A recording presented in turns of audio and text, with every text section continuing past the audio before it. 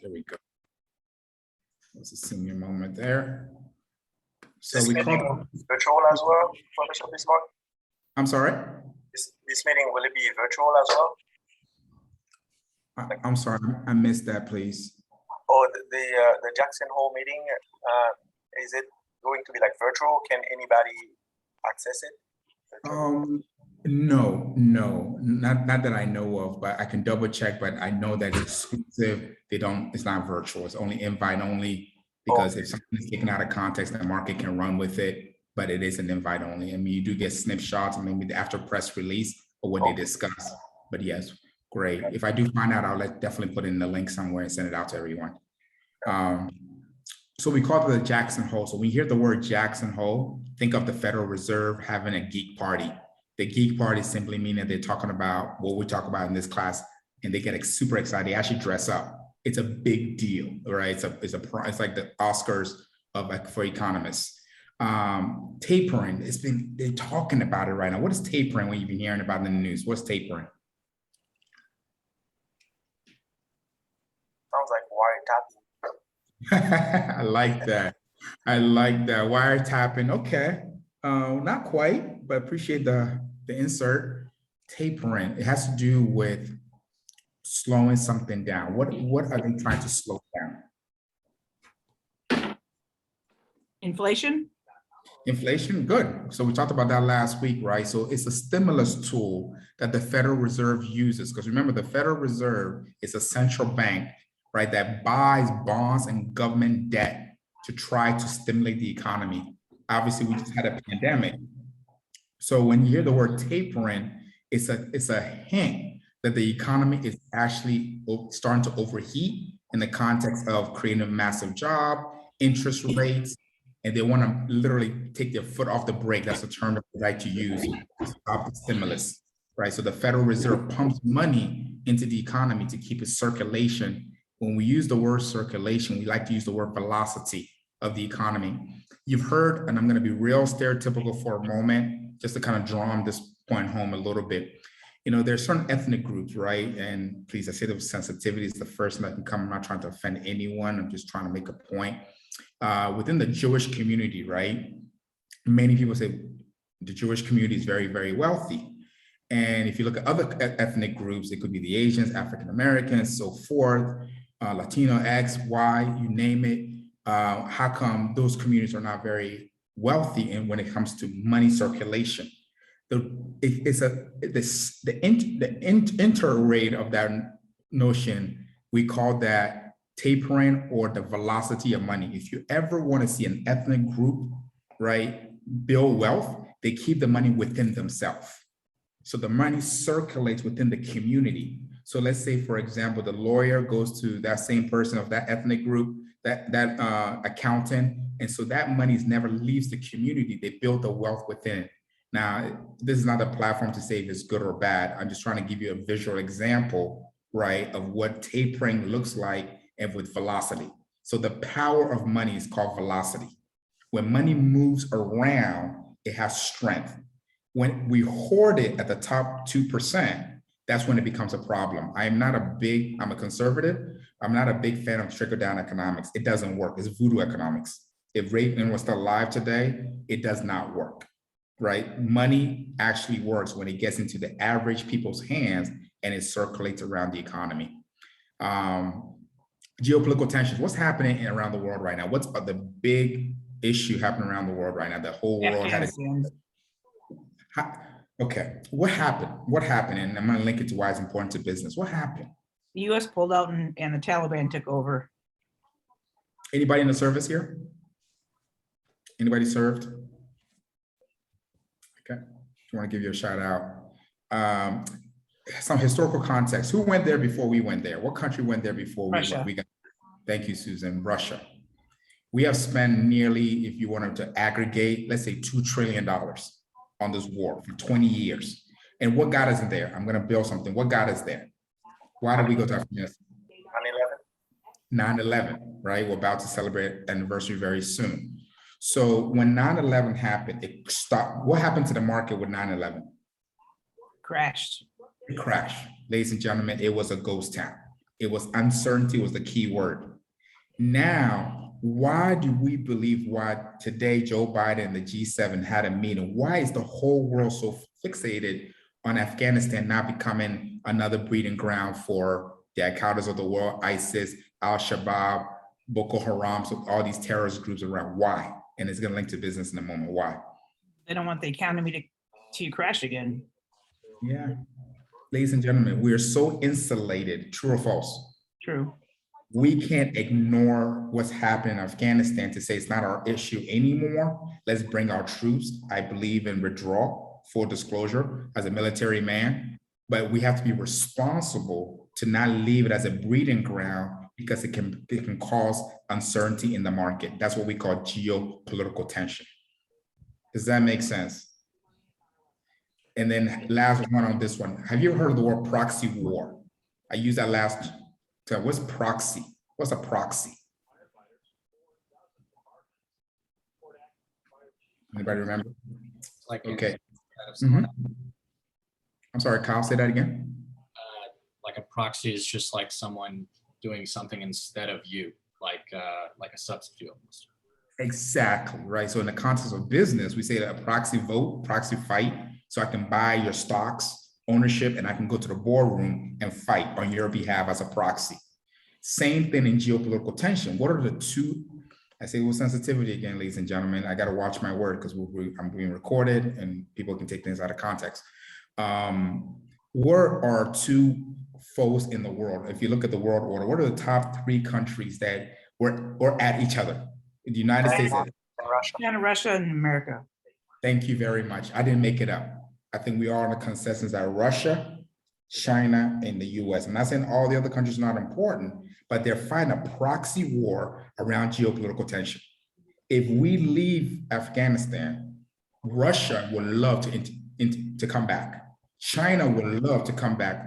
And if I can use a street term, to come and flex their global power in that part of the world. And that would diminish the United States of America influence. Ladies and gentlemen, I'm not making this up, it's real life. Anybody want to ask some comment on that before I go to our next slide? Yes, I read that China already reached out to the Interior Minister of Afghanistan to try to exploit their lithium because they are rich in natural resources. Thank you very much. Great point. Thank you so much for adding that antidote. Ladies and gentlemen, this stuff is real. So these are your textbook definition that I kind of just copied and pasted for your notes, so it can kind of help you out a little bit there. All right. Now I want to pause. If you can do me that big favor, and I believe she's going to fire me. I know it's Jennifer. Thank you. Jennifer's monitoring the chat for me. So if you can just put any question, like it could be about your assignment, it could be about the economy, anything that comes to your mind from your reading. I want to give you about 1 minute to do that. And then Jennifer will tell me, Biz, yes, you have enough. And then we'll continue. And then we'll take a quick break so I can send you the slides after I do one or two more stuff. And then I'll just comment it is going to be virtual. They announced it a couple of days ago. Awesome. So it looks like there's a YouTube channel that's set up so you can watch it virtually. Well, I can't wait. I'm going to put on my best Sunday outfit, get my popcorn ready. This is going to be great. Nobody better send me an email because I'm not going to respond. I'm going to a geek party. Jennifer, how am I doing in the chat? Any questions, any things that? Nothing yet. Okay. So seriously, sincerely, nobody has any dying questions. Okay. Awesome. All right. Jennifer, if it pops in there, just let me know. And then if it's related to what I'm talking about, I can stop and then I can address it. But if not, I can do it later. Okay. One of your peers asked a question, and intentionally, because we didn't have enough time last week, we went over for, I think, almost 45 minutes over time.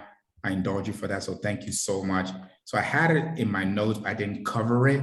So one of your peers asked a question regarding the Federal Reserve research that came out very boldly that says 40% of Americans don't have $400 in their bank for emergency expenses, right? So that number came out early 2017, 18 in that space, that research that was done. I think they pulled the data from 2016 and then updated 2017, 2018, and the aggregate is still the same, right? So ladies and gentlemen, it's real, right? And this is not my place to dump my economic philosophy on you, but it goes to show that we have an issue called the wage gap issue in America, right? And we were exposed when literally, if you take 10 Americans in a room, 4 of us cannot go into our bank account to withdraw physical cash of $400 for, let's say, unforeseen emergency expense, car, water heater in the house, just you name any major appliances that you need. We have a challenge, right? And the Federal Reserve kind of pointed that out, and one of your peers wanted me to send the research out. And I just want to make a comment. Anyone want to make like a 1-minute comment on this before I go to my next slide? No? Okay, go on. Not, maybe not. I guess it is a comment. It's more of just a rhetorical question that I think could be really good for all of us. You know, what can we do about this, right? This has been exposed for years now.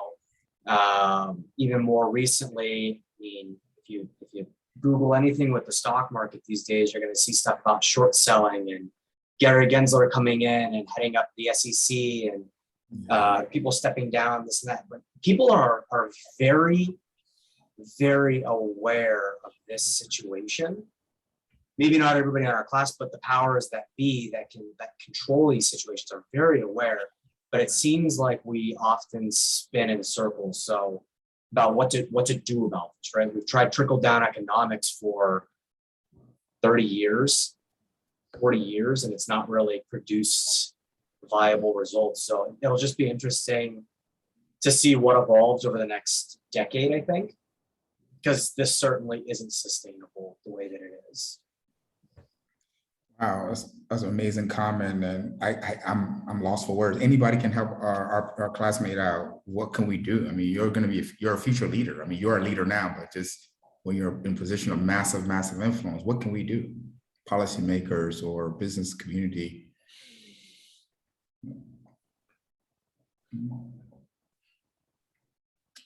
Beyond our pay grade? Anybody? Jennifer. I was going to say. Oh, sorry. No, it's okay. I was just going to comment. Certainly, as a parent, we need to teach, the next generation about saving and, the importance of that kind of stuff. I mean, it is something we've got to teach. I mean, that's one point. So, Jennifer, I saw your lips was moving. I don't know if I'm picking on you, but yeah. No, someone just had a comment that why do so many schools like middle and high school not teach about finance and money to their students?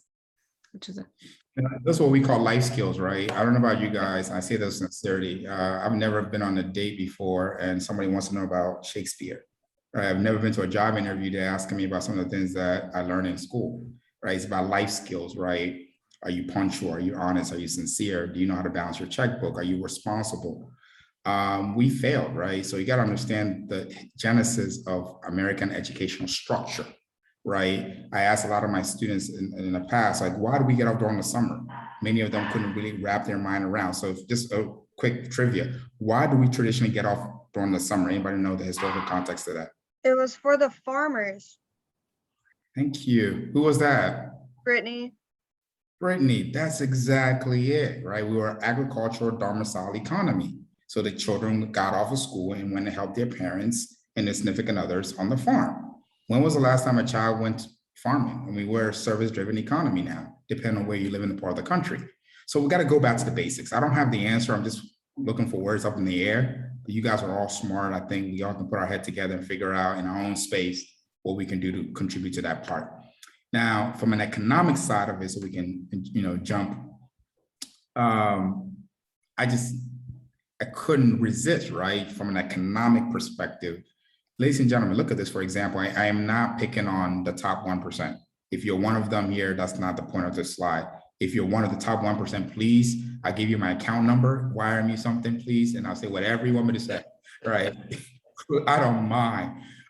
Jeff Bezos, rightfully so, right? Amazon for 5 years, they make a profit. It started out in his garage, hard work. But Jeff Bezos makes $149,000 a minute. Just, can you wrap your mind around that? In one day, in 1 month, in a year, in a second.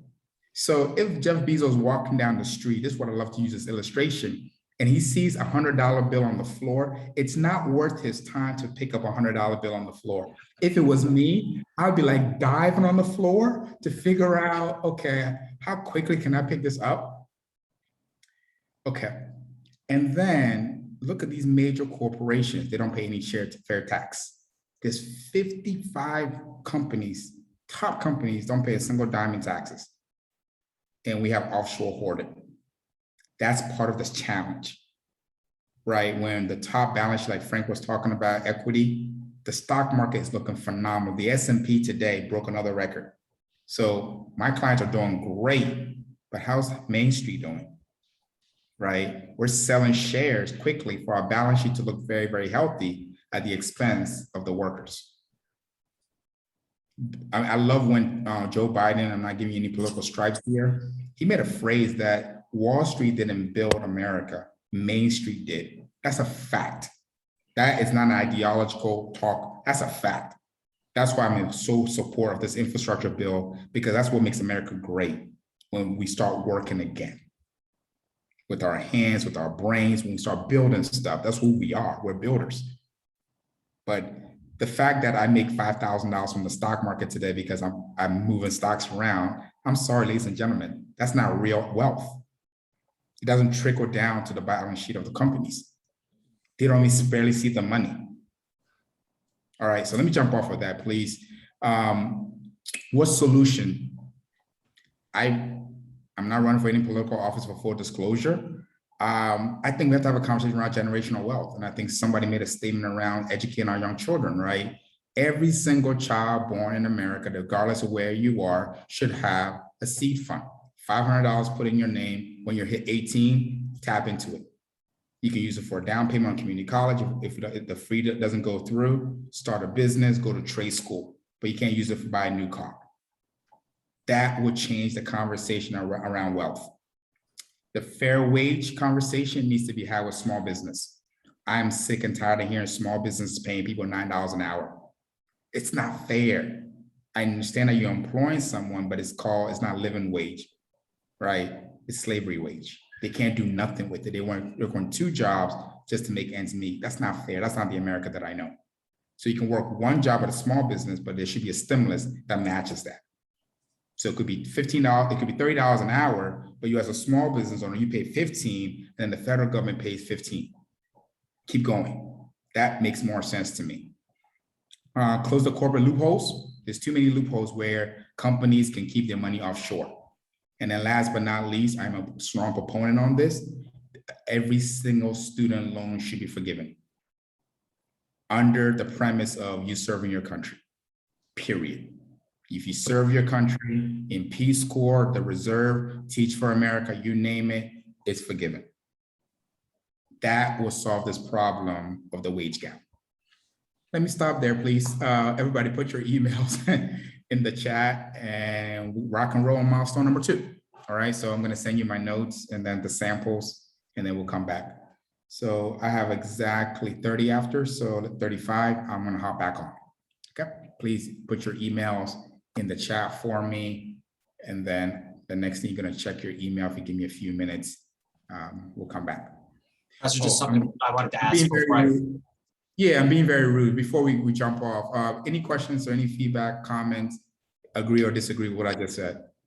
So I just wanted to ask, and I don't need a response today, but I do enjoy reading quite a bit outside of class and when I can find time outside of work. And one of the things that I've been curious about, because it's an area that's extremely difficult for me to wrap my head around, is how does somebody like Amazon get away with paying 0 federal tax? I mean, I get that there's some reasons out there, and they talk about job creation and things like that. But if you or if anybody else on the call here is aware of a book or anything that's kind of done an investigation and sort of sheds some light on that, I would be really interested in that. I just haven't had an opportunity to look for one myself yet, but it's something that's I think would be really interesting to learn a bit more about. Well, Tyler, it mostly has to do with tax incentives. right? When you have these municipalities, these states, they're dying for business. So they'll give someone like an Amazon, if they bring in 2,000 jobs, they'll lift the tax burden on them for 10 years, 15 years, and it gets very competitive. I don't know if you remember when Amazon was trying to build a facility in Long Island, second headquarters. And I mean, there were states, there were cities that were, they were willing to give up everything, their firstborn child, just to kind of get Amazon to come in.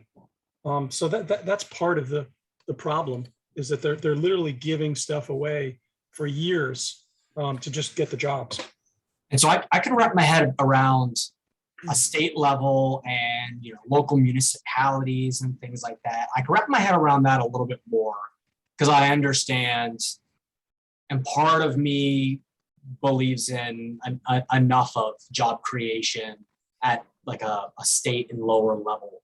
But at a federal level, right? I mean, I get it's still competitive, but really they're gonna take their headquarters, to another country. Yeah, it's possible, but you've got countries like Bermuda, the Netherlands, Luxembourg. I mean, these are places where you pay almost no tax whatsoever. So if you're incorporated there, or you've got a subsidiary that you pass all of your income through over there, you're not paying tax, or you're paying very little. And then, there's incentives, tax credits, things like that companies can take. So the combination puts you in a situation where you're not paying your fair share of tax. That's crazy. Thank you for shedding some light on that. But that's just, that's blowing my mind. Yeah, I agree with you, Tyler. It's totally not fair. It's like businesses benefit from that, while regular people like us, we don't have that option. Like, for instance, I don't know if you heard about Grant Cardone, the 10X guy. Have you heard of him? Vaguely familiar. Yeah. So this guy, he's a billionaire right now. He owns like real estate properties. So he said in one interview recently that 1 year, his accountant told him that he owes 30 million in taxes, and he said, "There's no way I'm gonna pay that." And he said, "You know what? Let's find a way to not pay that." So he, instead of paying the tax, so he bought a jet for that amount of money, and then he wrote it off in the tax. So it's so not fair, like they have that and we don't have it. So that's why it's there. Yeah, that's insane. I hadn't heard about that one. I know there were some interesting laws that came up with, I don't know if anybody on the call follows what's going on with short selling and GameStop and AMC and whatnot, but there were some codes in the tax law that were brought up of, you can literally buy a yacht and write off, I can't remember if it's 500,000 or up to 500 million. I think it's 500,000 a year. Just write it off for, a boat or an airplane each year. Things like that are just bonkers. So it doesn't even have to be used for business. It just becomes a write-off. Yeah, true. That's crazy. These are the things that keep me up at night. And then I'm glad that I'm able to mention something to you fine folks, because I think my girlfriend's tired of me mentioning it. Well, I'm glad somebody else feels the same way I do. I mean, because this is just flat unfair. Yeah. It's just not right. Yeah. We have to work for our money, and pay taxes on top of that. It's just not right. And when we buy, we pay taxes on top of it again when we buy food. Oh yeah, we do. Well, I also, though, want to point out that while it is true, Amazon doesn't pay the same kind of taxes as most businesses around the world do pay. I think a lot of thing that people seize up on is the fact that, like, they hear no taxes. Well, people like Jeff Bezos and other people who work for the company, they still have to pay taxes. It's just the company hasn't paid taxes. So it equates to roughly the same thing. I mean, those guys are making, bajillions of dollars and everything, but the company itself is separate from actually the people who make up the company. So I do hear a lot, people are like, oh, Bezos makes this much money and doesn't pay taxes. And that's not necessarily true, but it is true that the company itself has paid less. That is a good point. I mean, I'm sure he's still paying something, but I know, just like Jonas was saying about the, finding a way to, I'll say, hide 30 million or whatever, right? There are ways to do tax harvesting and whatnot, and come out net neutral on a tax on a tax basis, but have a net positive income from investments and things like that. I know it all gets very wonky. I think some things are on the up and up, and I think that there are certainly some things that if you have the cash to pay for a clever CPA, a clever accountant, that you might be privy to some extra things that the rest of us might not be. But that is a good point. That if Amazon's paying zero, the exec board, I'm sure, is paying something, and Lord knows all of their other employees are as well.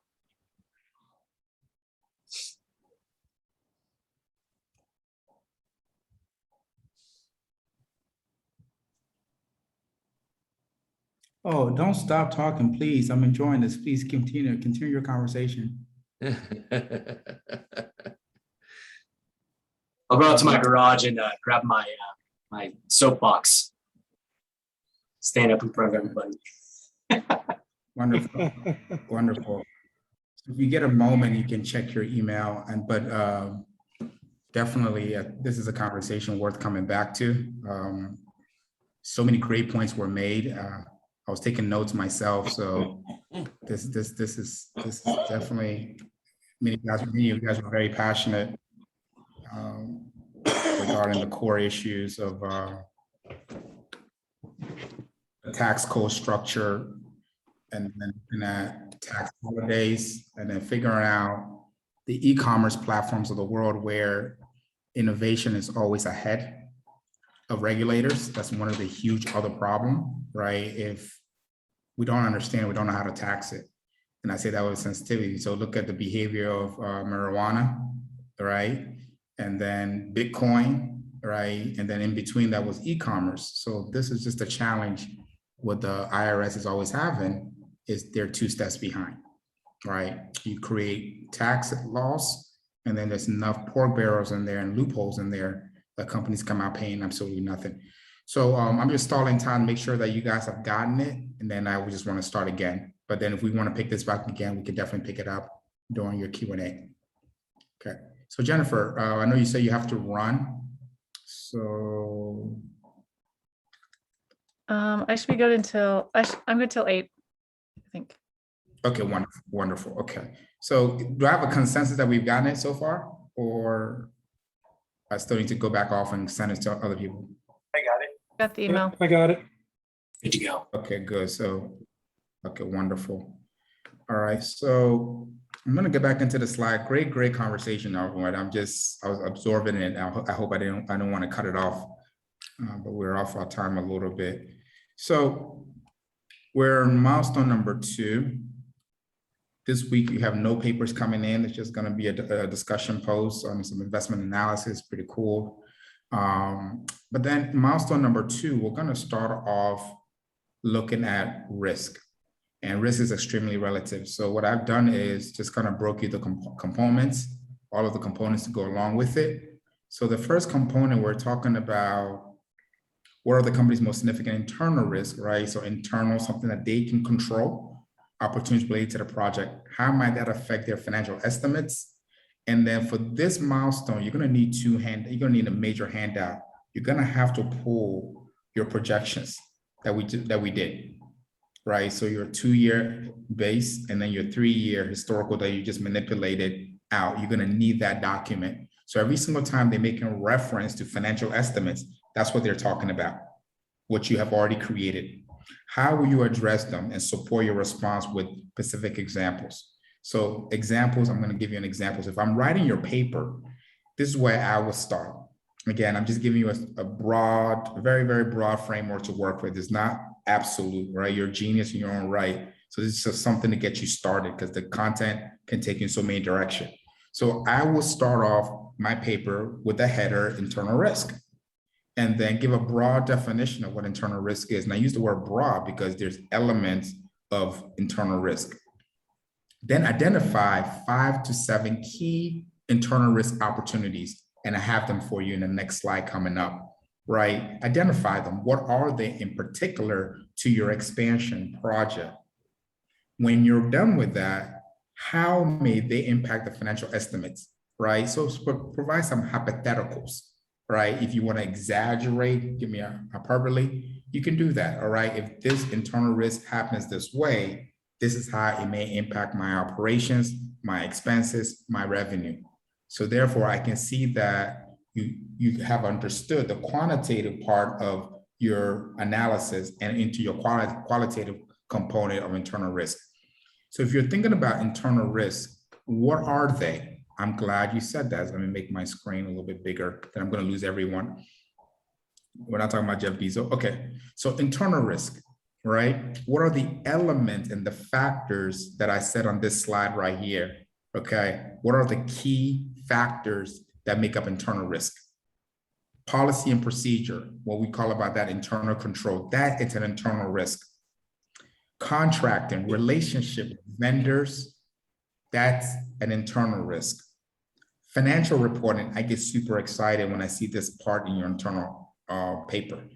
Financial statements, we've talked about that. Tax returns, somebody even brought up taxes today. Investor reporting, risk, liquidity. So when you're doing your research, I will always start with the points that I want to talk about, and that's what I'm going to Google, but that's what I'm going to go to my source links for, the key information sources, and then the source notes. So have some structure to where you pull the data. If not, you're going to get frustrated. 3 hours later, you only have a paragraph. Crisis management program. Hint, hint, we are in a crisis management. How did they manage COVID? How do you think they can use that same protocol to go into India, to go into Saudi Arabia, to go into Venezuela, other countries that you're expanding to, the UK, Canada? Human resource management, that's an internal risk element. Governance, ladies and gentlemen, I want to pause, and this one is really important. I don't know if you guys were aware of this. Do you know that companies take out insurance policies on the executives? And tell me why. One of the reasons, or one of the reasons they can do that is if they're ever kidnapped, like ransom, that type of stuff, they have insurance on that. If something were to happen, since they're leaders of the business, they have like business interruption type insurance to make sure that company can still survive. Absolutely, right? So is that continuity to what Frank's just said, right? That survival mode, and it lessens the risk. Because remember, companies sometimes build their culture around personalities. So if you take that personality out of the organization, it becomes a vacuum that something or someone needs to fill. So if you have an insurance, you can draw down on it, and then the market will reward you that you have succession planning. As leaders, sometimes don't they also keep them from traveling together as well? I don't have a particular example of that, but I've heard it, especially in the political space, right? But in the corporate space, I haven't seen that. Can you shine some light on that a little bit? Have you seen it somewhere, some company that actually does that, that will not allow their C-suite to be in the same plane? It's logical. What you said is 100% logical. For one manufacturing company that I know of, they don't allow their leaders to travel together. They always have to take separate flights. Makes sense. Shonda, I've seen that as well. Former employer, I don't think any more than 2 or 3 of executive leadership was able to be on private jets at the same time. Corporate flight was a different policy, but if they were taking private jets around, they had to take 2 or more. Great. The funny enough, the company that I work for, now obviously I don't have this kind of money, but the CEO of my company was actually the highest paid US executive in the country above all else last year. And he's not actually allowed to travel with like our CFO or our COO at the same time. They actually have to go in separately. And I'm so glad that you guys are sharing these practical real life application examples as an internal risk, right? So Kyle's point, so imagine if May Day is to happen, that's an exposure that the market is not ready for. And I'm using the word market in a very blanket way, that's not ready to justify. So in your paper, you can, if you decide to choose one of the governance of succession planning, that's it. And let me give you, since I teach a leadership class too for the university, remember that a successful leader is the person that takes over for you. How easy you make them is how successful you are. Does that make sense? How easy you make for the next person to be more successful than you actually shows the quality of your leadership. It's very abstract, but it can make sense because companies are really making a big deal now around succession planning, okay? Because it is in type of internal risk.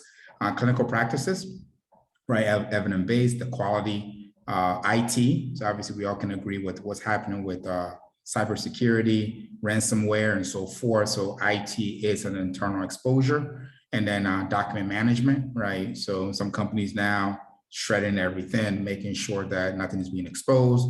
With the advent of technology, especially the cell phone, people can do a lot of damage with content that they can take away and then give to their competitors and so forth.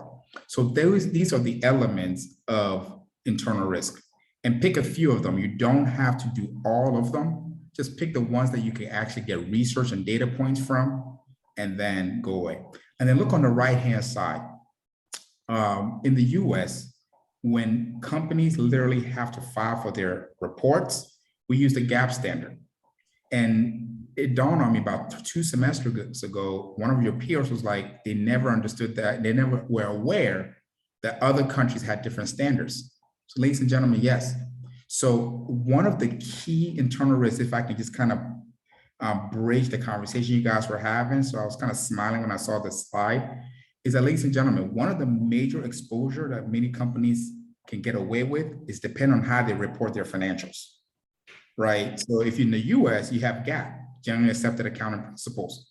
But if I'm living in the UK, I don't use GAAP.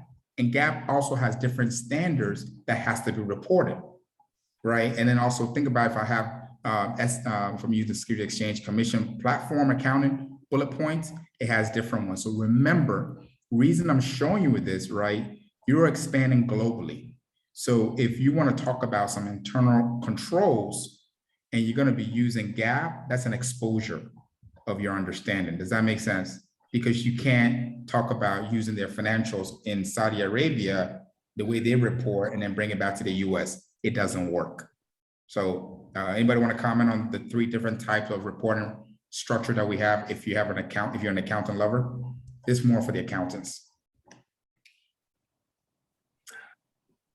Awesome. I'll take the silence as no. So in your paper, I'm going backwards a little bit. So I just kind of giving you a whole list of different types that you can choose from and then provide the structure that way. And the next one is going to be external risk, right? So these are elements that you can't control, but you can manage. So another statement that we have in business, if I can measure it, I can manage it. Hey, Professor, Sure, Kyle. I have a quick question. I know that a lot of times, like in like year-end reports, financial reports sometimes, and press releases, companies will actually like throw out internal risks, like, looking forward into the year. I was curious, are we allowed to use those internal risks? Like, I know, for instance, the company that I chose, they have a whole section called like risks for the future, and they list like 15 different ones. Mm-hmm. So yes, so let me, okay, Kyle, sorry, you finish your thought, Kyle, sorry, finish your thought. Yeah, I was just wondering if those would be, acceptable use, or should it be something that, we actually kind of research and put thought into ourselves versus using their information. Okay, how about let's cheat, let's meet each other halfway, take some of theirs and then find some of your own, right? And I'm hoping that there's a crossover, right? Because the word internal risk, I'll be really dumbfounded if the internal risk that you found on your own that doesn't touch what they put in there. Maybe they put a different word, but probably means the same thing, right? So if you can take some of theirs and some of yours, then you'll be in the same light. Sure. Does that make sense? If they have something way out of left part that's internal risk that you want to bring in, pick about 3 and then go find your own 3. And I'm giving you some few bullet points that you can put those together if they don't have that in your research. If they have all of that, just politely paraphrase into your own words so you don't get caught for plagiarism and turn it in. Sure. Thank you. Did I answer your question? Yes, it did. Thanks for asking your question. And then the next one is talking about GAAP and IFRS and internal risk.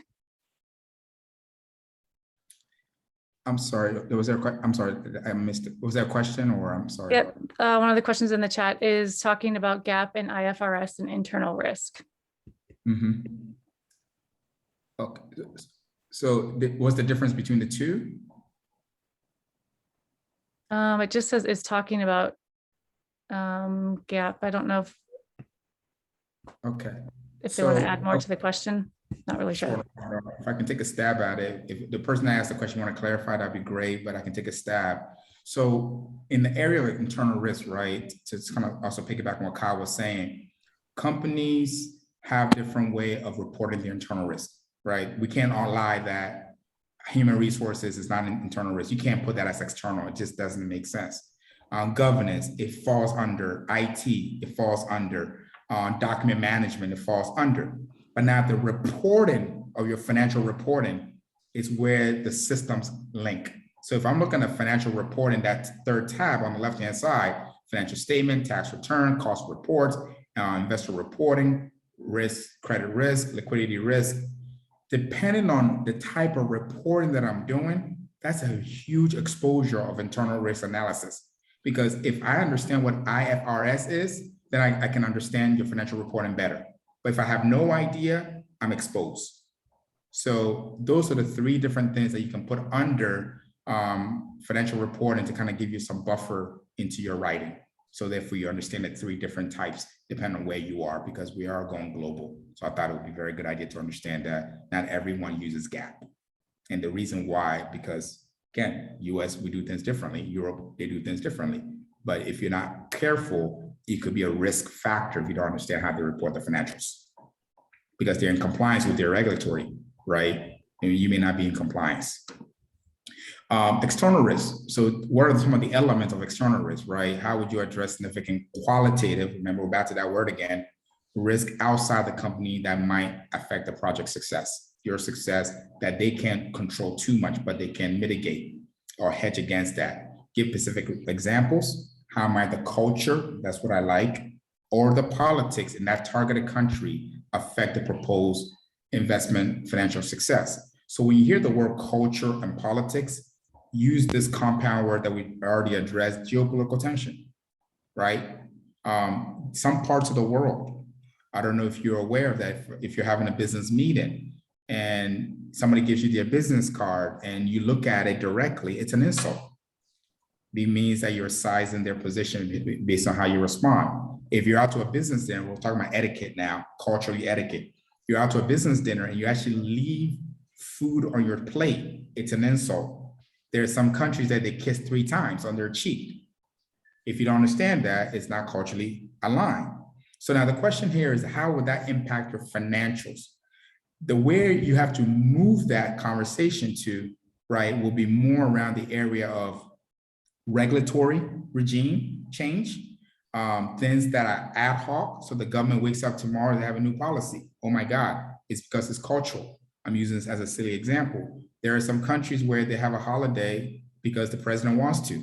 Can you imagine that? They woke up today, it's shining outside, the president's daughter just had a baby, so it's a national holiday. How? And you didn't factor that into your projections that you wanted sales for 365 days. But now you've been taking 1 day off. That's just a silly example to kind of bring home culture and politics. Now, what are the other factors? I will, again, in my paper, give you a broad definition of external risk. What is external risk? Broad definition. Identify 5 to 7 key external risk factors. I've given some of them to you in 3 buckets. You have demand external factor, you have environmental external factor, you have supply external factor. And look at all these bullet points that you can select from. How can culture, politics impact expansion, right? That's more of the qualitative analysis of that component. How may they impact your financial estimates? Hint, hint, remember, we did the estimates, so let's be very clear. Are we manipulating the base year or the projections? Which one are we manipulating? Projections. Thank you very, very much. We're manipulating the projections. There's nothing we can do to get back 2018 numbers. It's set, done, it's been reported, it's factored into the market. So the hypothetical, any analysis about external factors that may impact your financials, now you get to manipulate the numbers from your revenue, your expenses, your operational, your gross profit.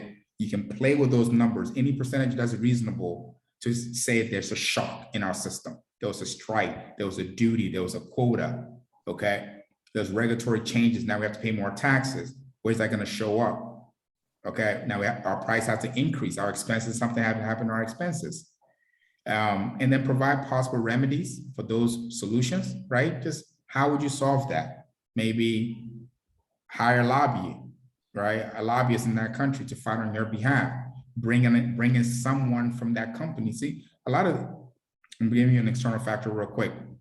It's not a coincidence that you go into a lot of developing countries or emerging countries or developed countries for that say, and then their CEO don't look like an American. It's somebody local. That's a risk. That's mitigated. So someone that understands the politics, the culture, how to maneuver within the country is done very intentional. A lot of Americans, companies have a hard time understanding that concept. It has to be one of us.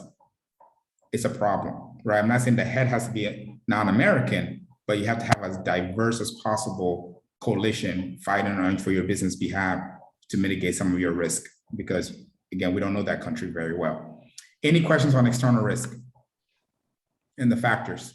I just have a question on, are there special risks associated with one form, like a filing like GAAP, that are not present in others like IFRS? So if I'm hearing your question correctly, are there different types of reporting standards that are not in GAAP and then IFRS? Yeah, there's special risks associated with one form of filing like GAAP that are not present in like IFRS. I don't know the answer to that, right? I really don't know, to be very, very frank with you. My background is not an accounting like how they report the numbers directly. The only thing that I do know is that the standards and the matrix that is used in the reportings of the three major filing statements, income statement, balance sheet, cash flow, whatever reporting structure that they have, those matrices are off a little bit. I'll give you an example. Accounts receivable and accounts payable, right? In the US GAAP, we have some standards that these companies have to be within this bandwidth. In Europe, I don't understand. I don't know what their bandwidth is. So a company could be looking really, really good using the European standard because of the way they report their numbers versus the American company, but they're doing exactly the same thing. If they were to bring those numbers to the US and they were to do their accounting, it will actually look bad.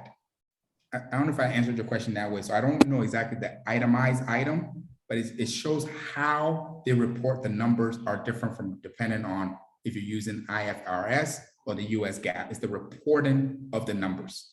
Now, the itemized numbers, I have no idea. It's not I can find out and get back to you, do a little bit of research, what these accountants look for, and I can get back to you on that, but I don't know. I don't know on top of my head.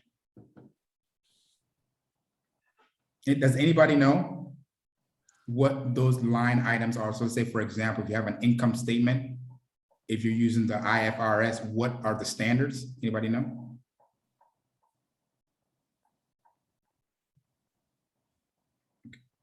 No? I don't know as far as accounting, but I had an idea maybe the next step would have to do with antitrust laws. Like those would be different in the US than international.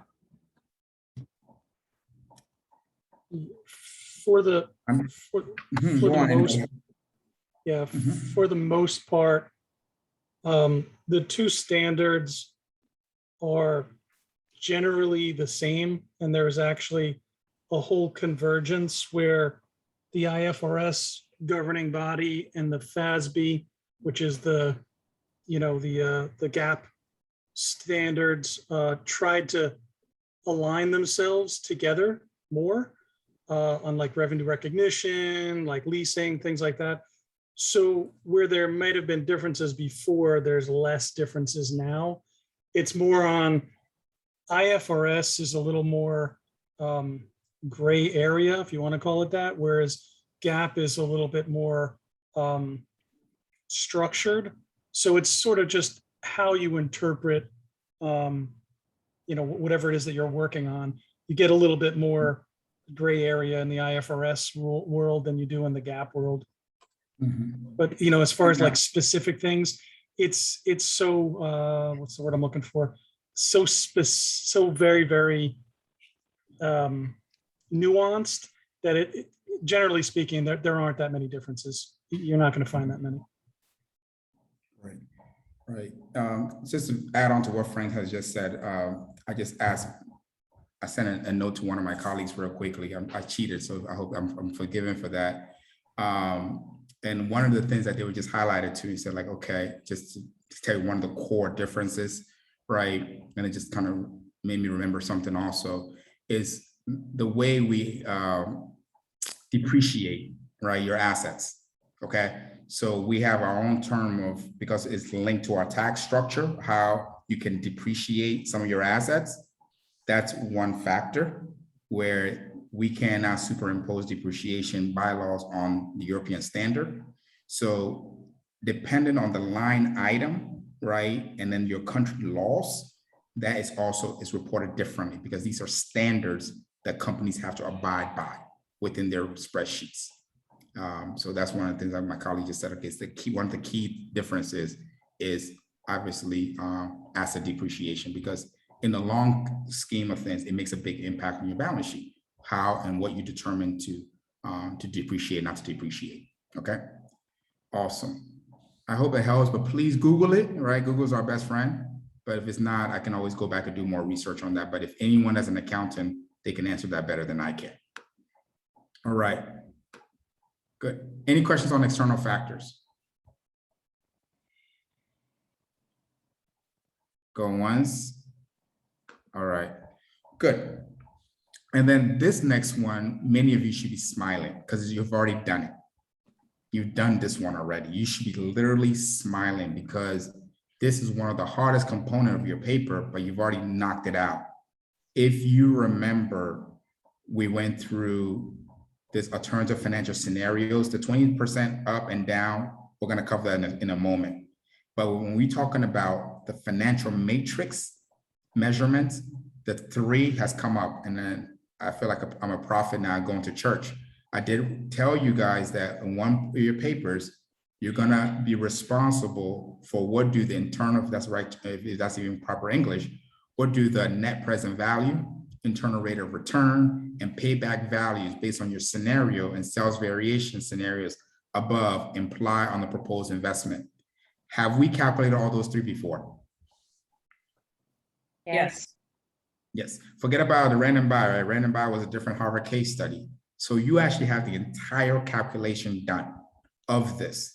So now the calculation, which financials are we going to use to manipulate to get those 3 financial matrix? What are we using, the historical or the projections? Pretty good.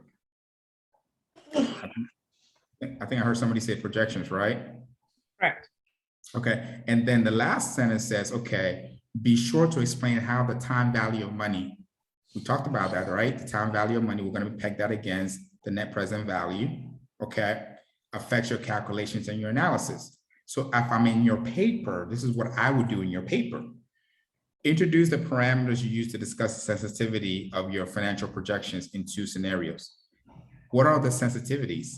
Internal rate of return, payback period, time value of money are the sensitivity parameters that you're using to discuss. Now, if you want to go into the other spreadsheet and use other more, please go ahead. But for this particular paper to get full credit, just do the 3 that you've already calculated for. You've already calculated. You have a sample examples of it. You played with it. You know what it means. Then the next part of it in your paper, you're going to create, using your projections, a 20% manipulation of your financials up or down, fall or higher. Part B, discuss via analysis of your financial projections, assumptions, and the impact they may have on your financials, AKA I put sales and expenses in quotation. Now, if you're thinking, okay, great, I'm doing all this in Excel, how in heavens am I supposed to pull that into your paper? I'm glad you're thinking, you're asking that in your head. I do not want your entire spreadsheet posted in your paper. Please don't do that. I've seen it before. Don't do that. It's not professional. It gives you a lot of pages, but it's fake. What you want to do, right? Make it into exhibits. Take snapshots of it. It looks very, very professional. And then explain the impact internal rate of return has on your scorecard. Explain the payback period that it has in Exhibit 2, which is your payback period as an example. Explain the time value of money, AKA the net present value, and the impact that it has on your financials. Wow, that section is going to look very beautiful. If you want to be creative and just put that in the appendix, God bless you, knock it out. But what you're going to turn in is the Excel spreadsheet. That has to be part of your assignment to get full credit. I have to see that. If you just explain it in words, I can authenticate it. Any questions on that, please? It's a mouthful. I'm going to go to the 20% in a moment. I haven't covered that yet. I do have a question, Professor. This is Pedro. I was working on trying to play with the internal rate of return a little while ago. I mean, I've got the formulas here, but I just can't quite wrap my mind around how we did that on the internal rate of return. I mean, I have the program that you sent us all, and I did take notes and all, but I can't get it to work. I hate stepping back like that. Maybe we can get together some other time or whatever you think's appropriate. Okay, under one condition, does anybody else have, and Peter, I'm not putting you on the spot, I'm just being respecting your great question you asked. Excuse me. Does anybody else have a hard time calculating internal rate of return from the formula sheet that we did about, I think, 2 weeks ago or 3 weeks ago? Okay, all right. I'm going to take the silence as no. So Pedro, I'll take your advice. Let's talk offline on that, right? Okay. Email me, and then we can arrange some time to kind of go through that formula with you again. So remember, just off the cuff. Yep. Open up that Excel bad boy, that spreadsheet, type equal, and then internal rate of return, right? And it will come up with a formula, and then we'll play with it, all right? So that's what we're going to start with. We're going to start with the formula and then do a few examples together, and then kind of also piggyback what Tyler did that night. And we'll go from there. Okay. That sounds very good. Yep. So the ball is in your court. Send me an email. The ball is in your court. Okay. Okay. Thank you. Okay. You're welcome, sir. Any other question before I go to the 20% manipulation scenarios? Going once, going twice, and I'm about to lose my the person, Jennifer. No, I'm so good. There's no questions in the chat. Okay, great. Shanda, I haven't picked on you in a while. Do you mind monitoring the chat for me when Jennifer leaves? Okay. Thank you so much. I'm really grateful. Absolutely, you're welcome. Okay, so does anybody have any question regarding what the rubric is requiring of us in the context of financial matrix? Frank did a great job explaining the different types that we can use besides that 3. Okay, going once, going twice, sold. Okay, please indulge my blurriness, but I've already given you the spreadsheets, right? You already have the manipulation of the 20% and then a fall and an increase. Directly from your rubric, it says alternate financial scenarios. Use the section to discuss the sensitivity of your financial projection in different scenarios. Please, if you're taking notes, underline the word sensitivity. This is where they're talking about a macroeconomic term called price elasticity. Excuse me, I was stuttering there. All right, underline the word sensitivity. I'm going to come back to that to go deeper understanding. Be sure to address how would your projected financial performance change if sales fall 20%, short over 20% higher, based on your assumption. What does your analysis of these two scenarios imply for the proposed investment? Justify your response. First step, it has to be two scenarios. Can somebody do some critical thinking with me? What are the two scenarios? What are we doing for the two scenarios? What are two options that we have for the scenarios? 20% increase and 20% decrease. Phenomenal, exactly. So if I'm looking at your spreadsheet, I'm looking at what happened with the 20% fall and 20% increase. Simple as that. Now, am I manipulating the numbers on my base year, or is it only going to be based on my projections? Projections. Now, the $1 million question that students have is, okay, if I'm doing this manipulation of 20%, how am I doing it?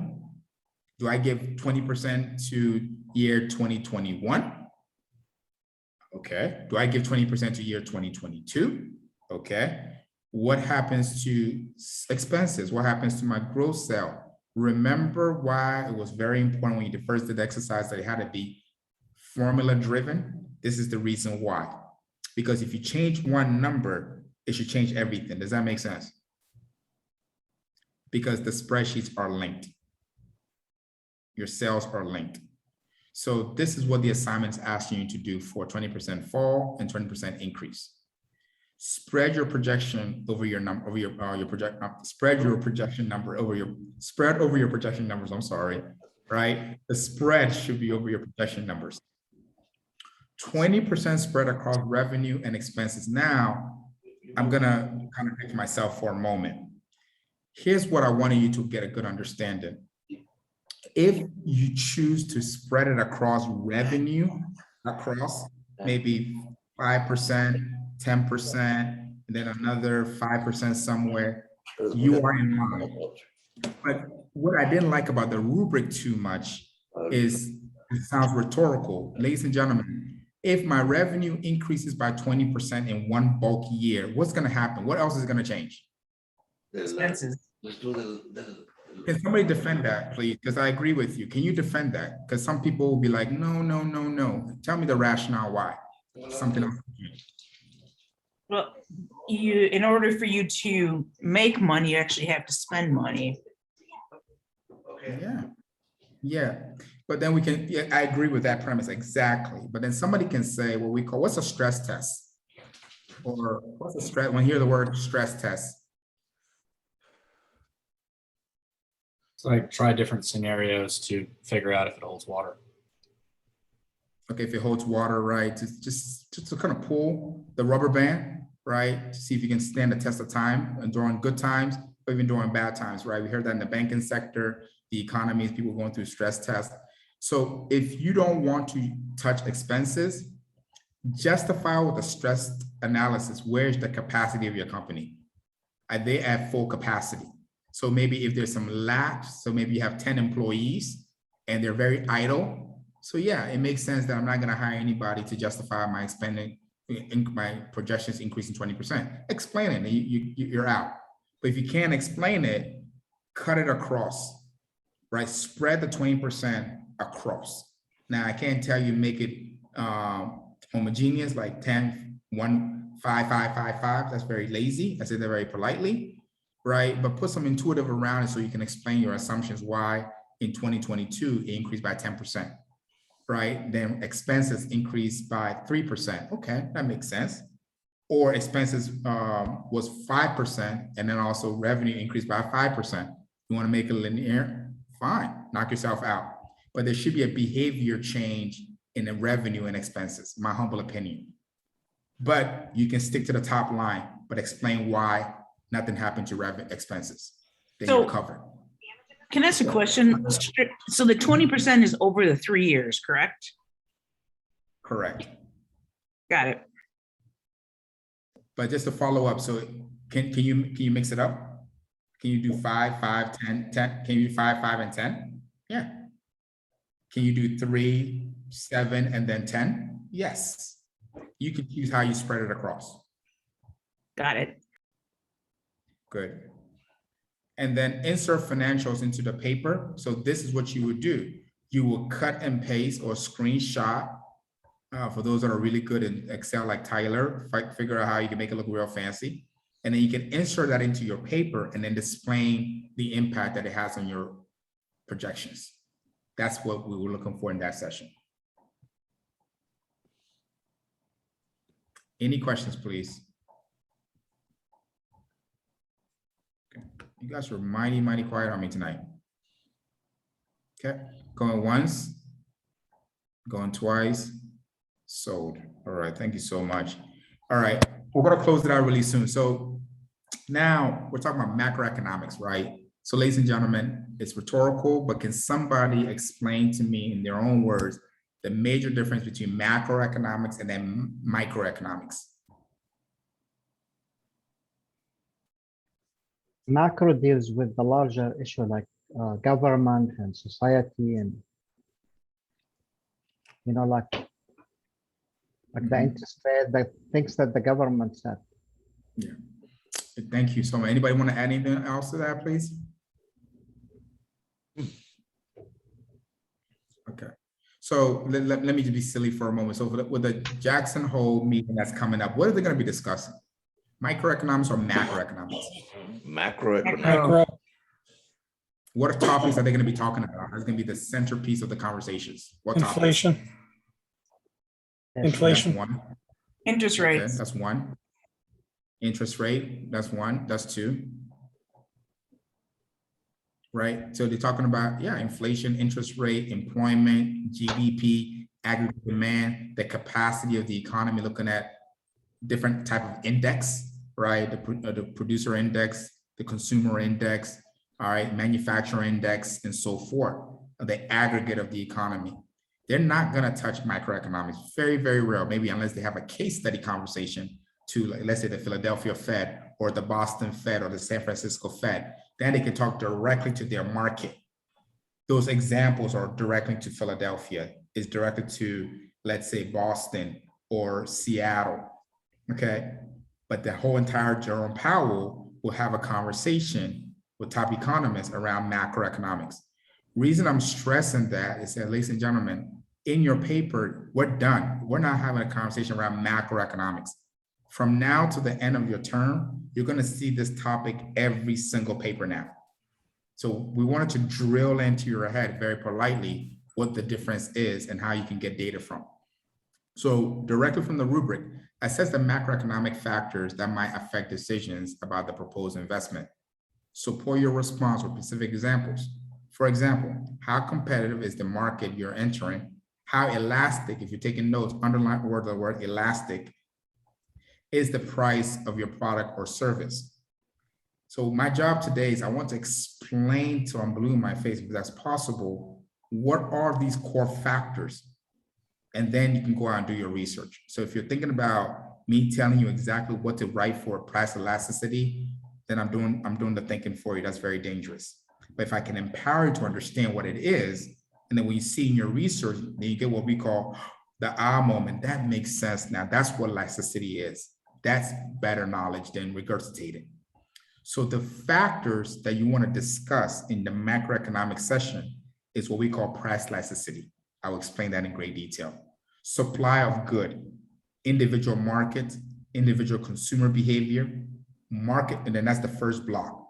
So price elasticity is measuring the sensitivity of the price behavior in your market. If you're thinking, how on heavens am I supposed to figure that out? Ladies and gentlemen, that's part of your research. To figure out if your goods and services are in the market, how would the consumer be sensitive to hypothetical pricing? Because you're selling a good. You're expanding to the country. It's not for free. You're there to sell something to make money. That's why you have a revenue or your sales and then your expenditure. So we're selling something. You can have some historical data to support what pricing systems looks like in those countries. Could there be subsidies? Absolutely. But there's still going to be a price sensitivity. And then in part B, I'm going to explain that in my next slide, market competition. That's huge. So every time you hear the word market structure, now that you have an MBA degree, it means completely different in wording. We're going to talk about that in a moment. And then, so you introduce that in your paper, the market structure that you're in. Before you leave me tonight, you're going to figure out which market structure you're in. And you can explain that in your paper. Price elasticity, okay? The movement of pricing, and discuss if there's any substitute. So when somebody says I'm price elastic, it means something that has to do with substitute. I'll explain that in my next slide. And then provide me at least 2 examples of either market competition, AKA market structure, or how the pricing can impact your entry into the market. Because if there's something out there that's exactly like a Nordstrom, you're going to have a factor called price elastic. So let me break it down. So what on heavens is price elasticity? The best definition for my visual learners, and then those who hear audio learners, think of price elasticity as the movement in price when goods change based on demand. How is demand impacted when I change my price? That's just your very lay, Tyler, if you're talking to your girlfriend, hey, what is price elasticity? Oh, honey, it's just how sensitive you are to pricing, right? We deal with that every single day, but we call that price elasticity. So let me give you example. So when something is elastic, when 1 can of Coke goes up by 10% and demand falls by 10%, now the ratio is parallel, right? You can make an argument. If it's 1 for 1, it makes it very elastic. And then the consumer says, you know what? Heck with Coke, I'm gonna go and drink Pepsi. That means that consumer is elastic to the change in price. They're sensitive because there's a substitute. Does that make sense? So I can go on. I have other more examples. Yes. Anybody like cereal? Anybody like cereal? I'm a big fan of cereal. Sure. Okay, you guys are very rich people on the call. I'm patronizing a little bit. So I came from a very humble background, right? We couldn't afford a name brand. So have you noticed that there's the Cinnamon Toast Crunch? I mean, the brand one is the best tasting one. No one can refute that. Then there's the ones in the bag at the bottom with no brand, with no name on it, right? The value brand. I'm not knocking it, but just during my college days, that's what I could afford. There's a big difference in taste, though, isn't there? No? Yes. Yes. Come on. Thank you, Frank. You're Right. welcome. Right. So I'm on a college budget. So when they increase the price on the name brand, I'm like, oh my goodness, I'm going to go for a substitute because I had an option. If I didn't have an option, I'm addicted to Cinnamon Toast Crunch. I'm just going to suck it up. Then there's no change in my behavior. Yeah, I'm inelastic to it because there's no really big change in the market for me. That's the best example I can give you. Think of your own personal life. So if you're in another country, in the moment your price changes, because remember, ladies and gentlemen, think about your 20% on and off. You're changing your sales. If your price change and there's massive substitute, your market is elastic and your strategy has to change. This is high level analysis. Your strategy has to change. Can somebody tell me why? So I know that you understand elastic. Well, if there's substitutes and you raise your price, I mean, people are going to go to the other substitute. So you gotta think of a way to differentiate your product from the other one to kind of say, look, even though our price is up, this is why you should buy our product. Thank you. So ladies and gentlemen, Frank just helped us out. So in your analysis, right, that's where the analysis component comes in. There's nothing wrong with, oh, my consumers are elastic, full stop, next page.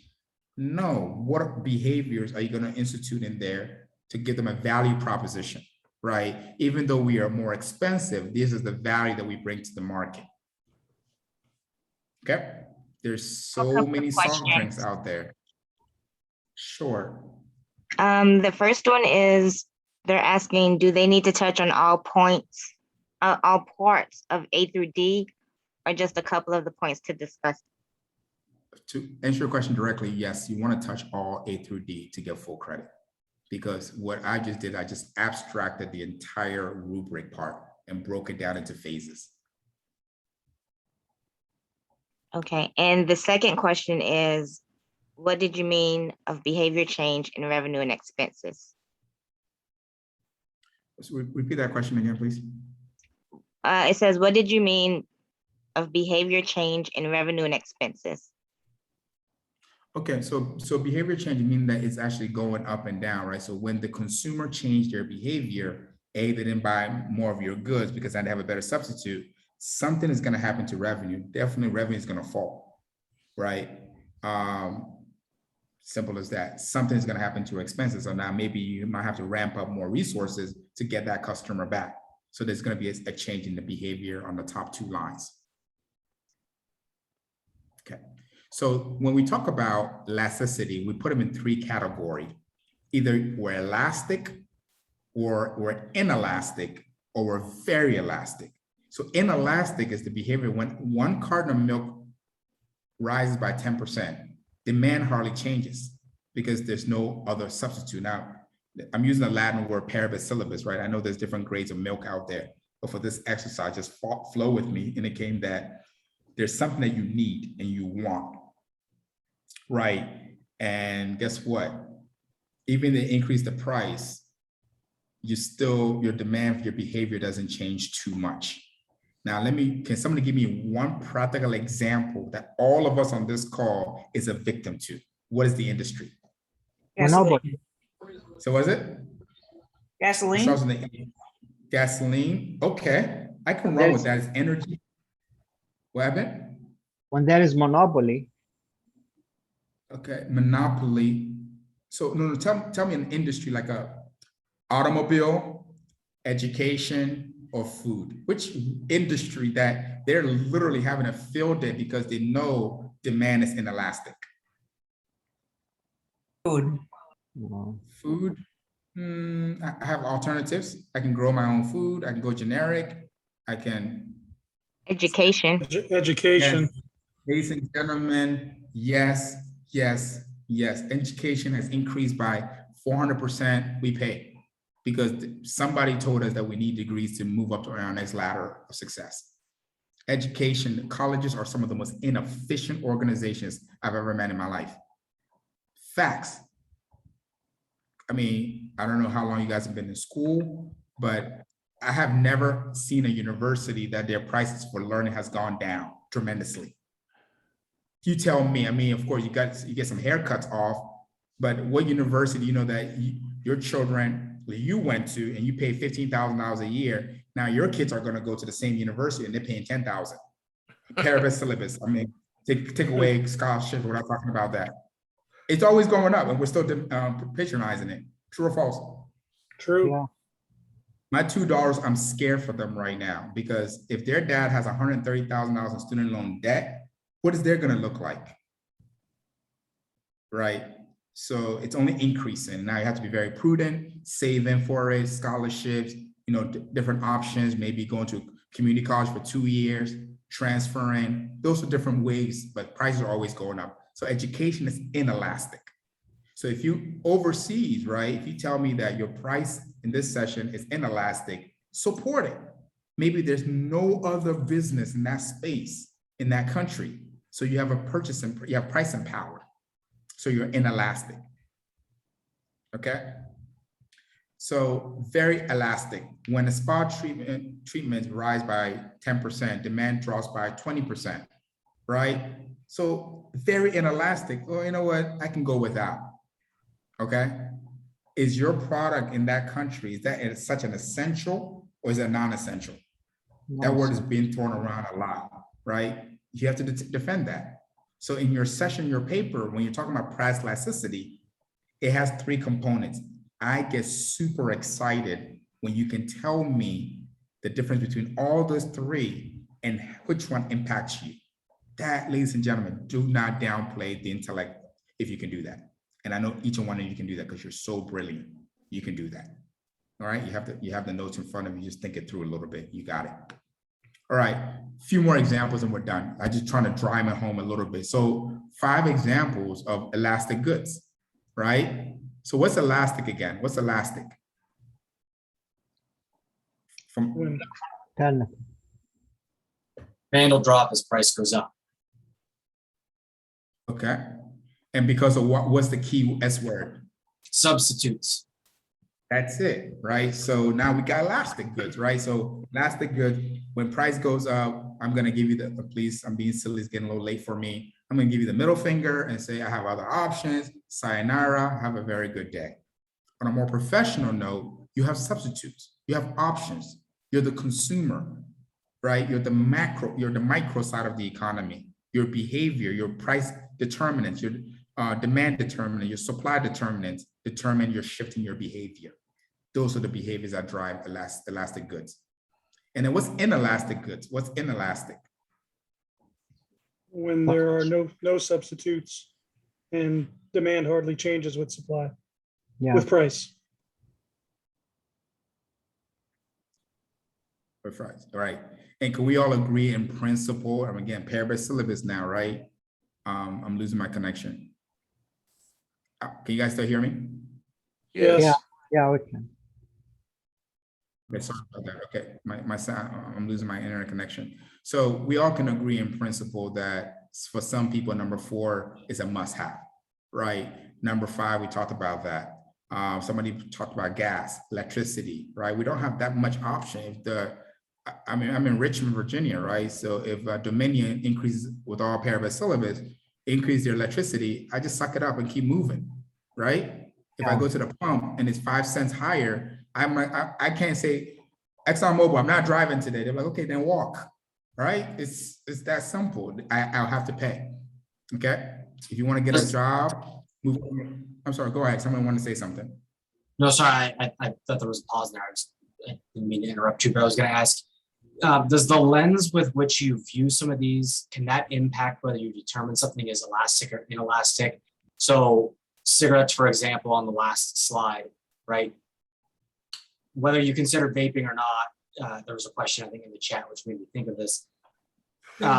There may not be another alternative for cigarettes in general, right? But if you looked at brands of cigarettes, right? If Marlboro raises their price, right, you could easily switch to Winston-Salem's or something like that, right? So if you view it through that lens, does that mean you could put a spin on it to say that cigarettes could be elastic because of substitutes of a given brand versus substitutes of the item itself?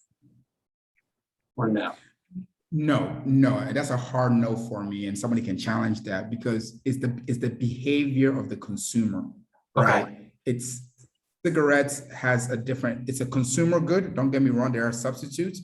I have options, right, to get my nicotine, but in this context, it's something that somebody feels like they have to have, right?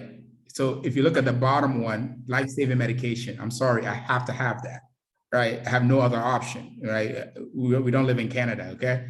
Prescription drug, generic, we gotta have to have it. So if you, COVID-19 is an example, right? This vaccine, you're gonna have it. You can't say I'm gonna take Tylenol and call it a day, okay? So we're inelastic to that. So if they have to charge us for that, we're not gonna negotiate. Gas, it's a survival item. Electricity, cigarette in the context of someone saying, I need it as a fix. Post-education secondary, your boss says, you know what? You're stuck on supervisor level. If you get an MBA, I will promote you. You can't come back with a GED and say, I want my promotion, right?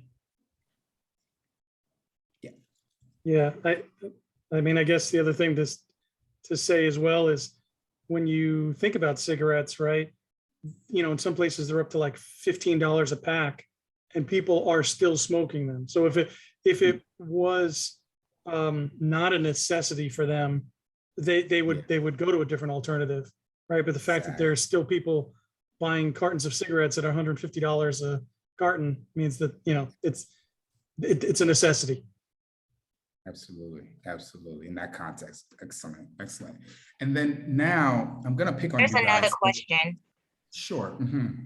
Someone asked, is B2C selling to individual consumers always more elastic than B2B selling to business, or is it proportional? Well, either business to business or business to consumer, right? it's just a different way of you moving your services, right? Or your target business model, right? So you're only targeting that. There's no price elasticity conversation with that model. Now, when the person is purchasing it now, so let's say now we itemize it in the context of I'm the consumer, that's when we can have a conversation around elasticity. But either it doesn't really make a difference on the business model. My answer to your question is the business model structure of I'm in a business, I'm selling business to business, B2B, right? I have an IT system. I'm in the cloud. I'm AWS, okay, Parable syllabus, okay? So AWS, they're selling directly to Spotify or Shopify or Pandora or whatever, right? That's business to business. Now, the business can make a decision and say, I'm elastic. Now, the fact that they're business to business community, we can't make a conversation that either they're going to be elastic, inelastic, or very elastic because of the business model. It has to be the consumer or the producer purchasing power that determines the elasticity, not the model.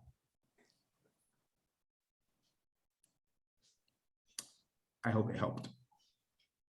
Yeah, but ultimately, every business to business transaction will end up with a customer, right? I mean, there's no sense in being in business if you can't ultimately sell it to a customer, right? I mean, if you think about products that go between businesses, at the end of the day, it's the reason why you're doing that is to ultimately be able to service a customer at the end, right? So no, it may. Oh, go on.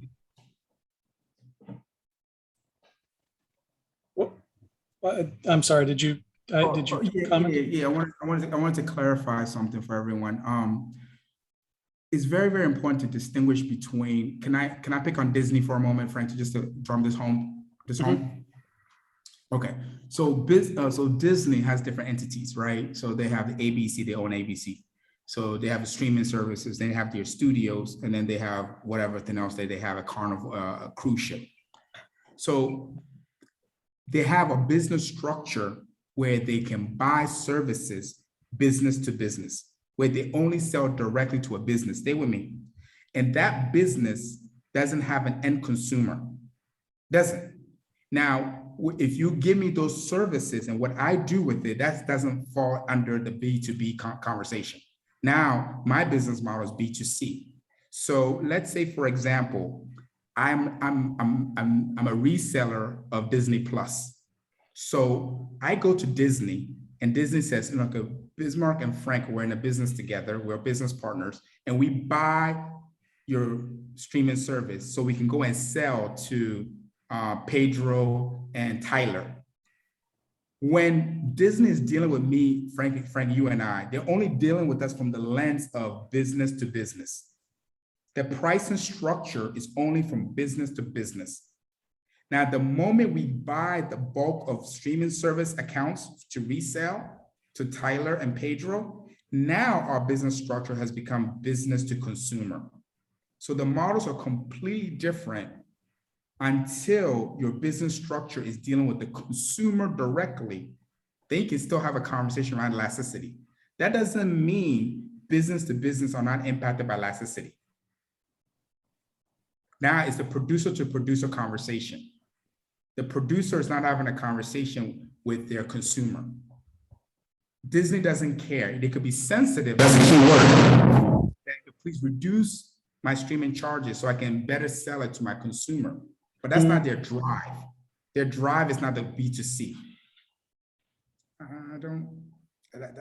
I just want to make sure that we distinguish between the business model and then each component within the business model has how they measure elasticity, AKA price elasticity, all three elements.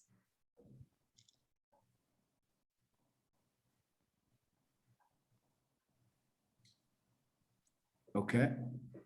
All right. I hope it helps that I can go to market structure.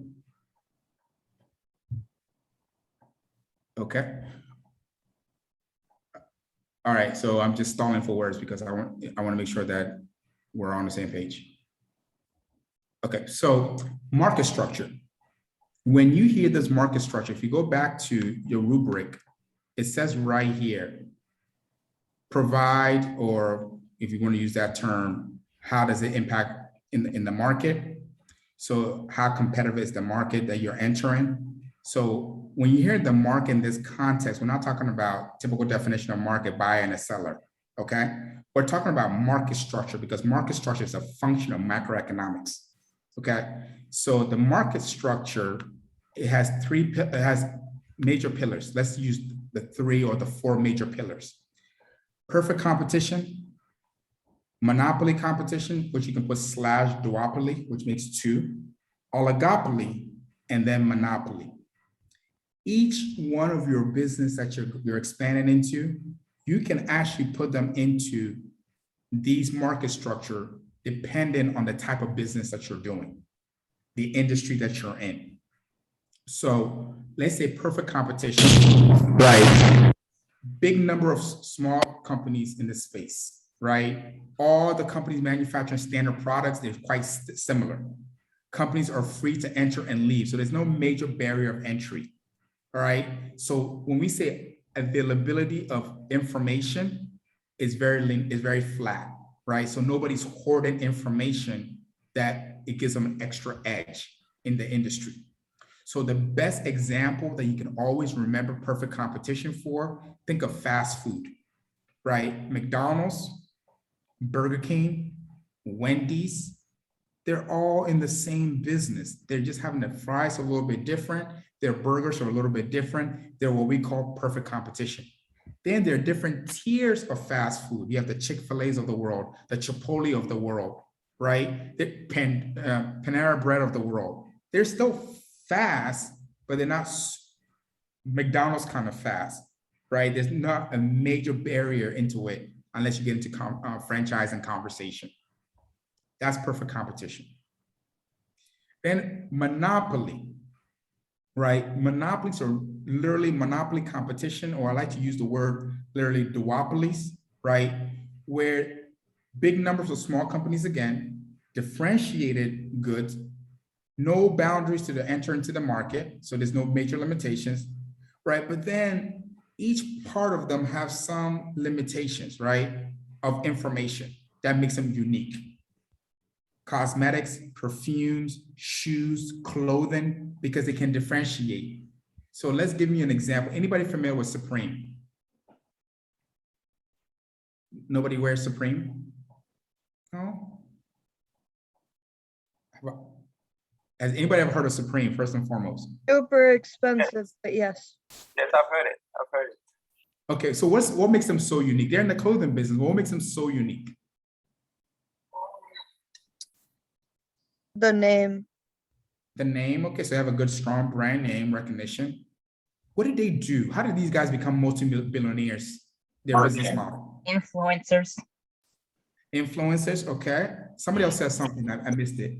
Marketing. Marketing.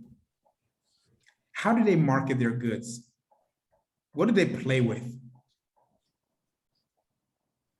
Do they play with supply or demand? Which one do they play with? Demand. Supply. Ooh. Expand on supply, because you're right on supply. Yeah, I was thinking they limited supply That's it. while driving marketing That's it. to make it a popular item that you wanted but you couldn't get. Mhm. That's their business model. They've come in, they have some information that they won't release to you. They're not going to tell you the drops till they're ready for you. They're going to tell you that we have literally 10 of these hoodies, okay? And now let the consumers go crazy and drive the value of the product up. That's their business model, right? It happens in cosmetics. It happens in specialty items. Keyword is specialty items in monopoly competition. My favorite is oligopoly. Oligopoly is taking the word few. So there's small numbers of companies in this industry, right? They're big. Standard differentiation. Companies have issues to enter the market. It's very capital intensive. Limitation on information. And then I give you some example. Can somebody tell me one particular industry that is famous for being oligopoly. It starts with a T, that all of us have to play with them, but they're all the same. There's only a few of them. Te- What is it? Telecommunication. Telecommunications, exactly. So we have Verizon, T-Mobile, T-Mobile now and Sprint are one. Who else am I missing? AT&T. Ladies and gentlemen, can we all agree that they're all in the same space? Many of their product and services are almost similar, but they give you different bells and whistles. Some of them give you streaming services. Some of them give you unlimited. Now they're talking about 5G, who's on 4G. You get your phone rebate. There's only a few players that call the shots. And then they have their subsidiaries underneath them that pull their demand for them. So can somebody, anybody ever heard of Cricket? Yes. Yes. That was my Who first owns- phone. Oh, that's your first phone. Okay, who's the power behind Cricket? Who's their main operator?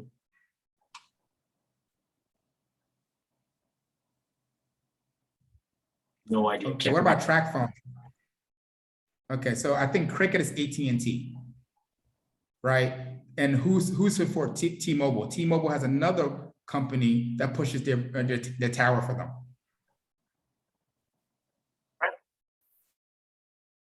What is it? Sprint. Sprint? Yes, I think they recently merged. Yeah, they're 100% recently merged. I'm talking about another subsidiary. There's like a knockoff phone companies where you go in, they give you service, but they don't have towers.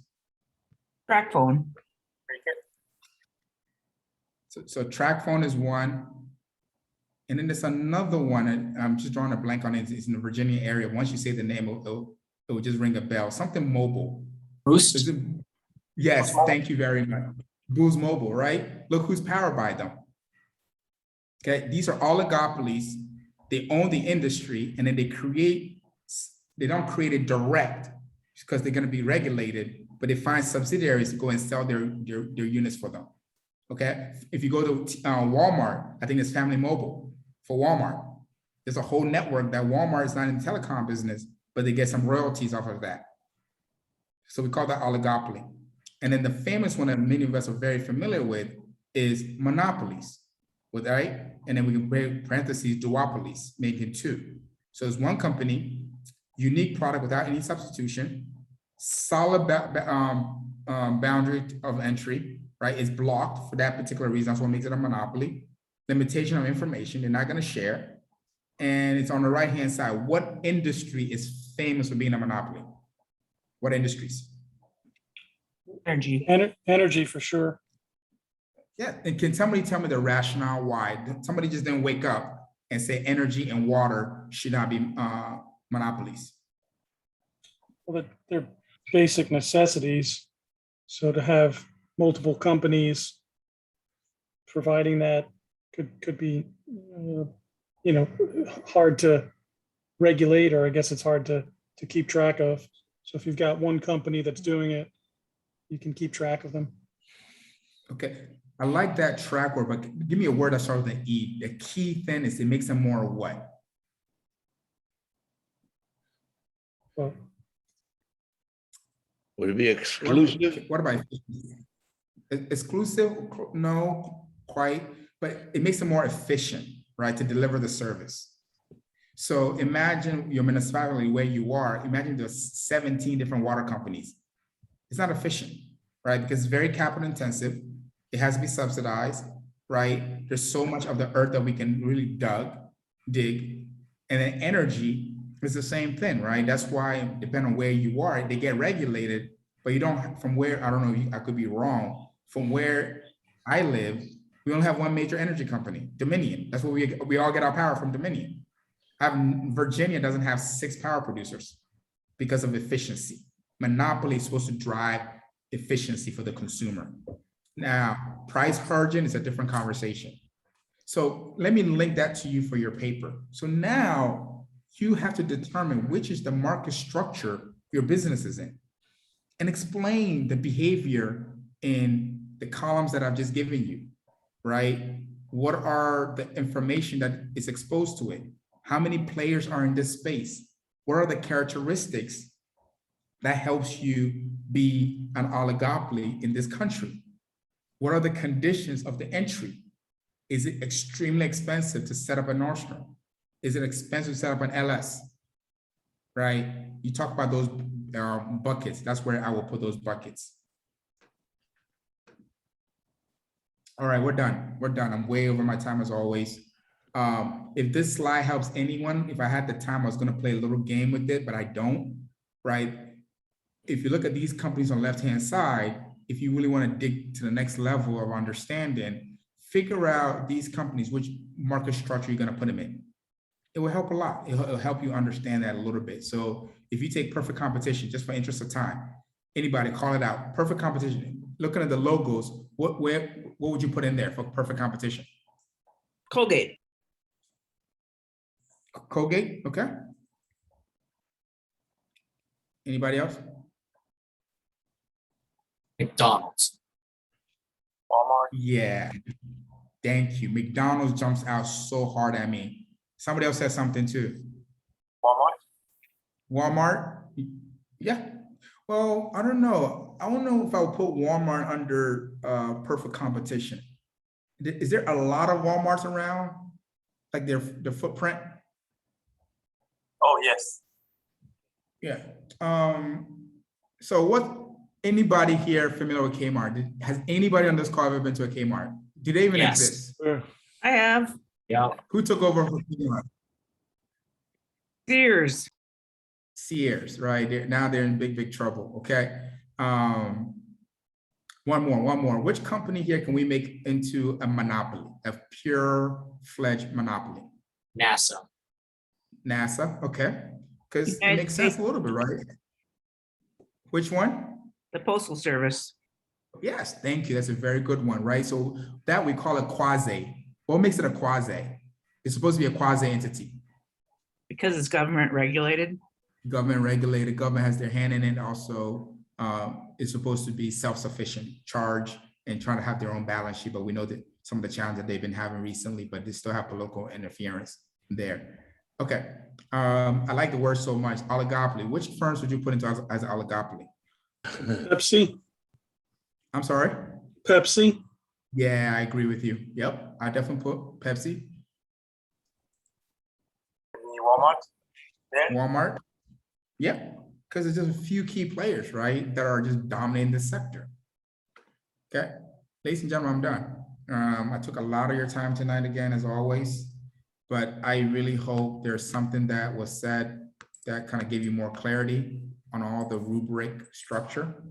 And I drilled on macroeconomics because you're going to see it 2 more times, and you can kind of recycle this information as much as you can, kind of pace yourself, because you don't want to talk about the same macroeconomic in the next paper, right? Because you've already covered in 2. So kind of spread it out a little bit. So if you give some examples, when A through D, for 2, for 3, I'll figure out other things that we can talk about regarding macroeconomics, right? Kind of go into a deeper dive into it. All right. So that's it. Who? I'm drawing a mental blank again, and my head is fried right now. Who did I have for the chat? Who was monitoring my chat? It was and I believe, I can't remember the other lady's name. Jennifer? I think it was Jennifer, yeah. Yeah, okay, so Jennifer. Okay, awesome. Close me out. Dan, what's your takeaway tonight? Like more about the market structure and everything, the 4 different types that you mentioned. Give me an example of 2. So the monopoly, Yeah. majority of companies, I guess. What was some? Oh, McDonald's, Burger King, all the fast food places. Or that's perfect competition, yeah. And then Perfect. oligopoly, so all the cell phone network providers and stuff. Excellent. Perfect. Awesome. Shonda, what's your takeaway from tonight? Oh, goodness. Well, I know I definitely need to go back over the micro, because I was confusing myself with some of the things. I guess I was getting with micro and macro. So I know I need to go over that. Awesome, awesome. Remember the pizza example, okay? Take this slide that we're on right now and put a pizza box in front of it, and just the slices is your micro, individual. Always look at the word individual consumer, okay? Supply and demand.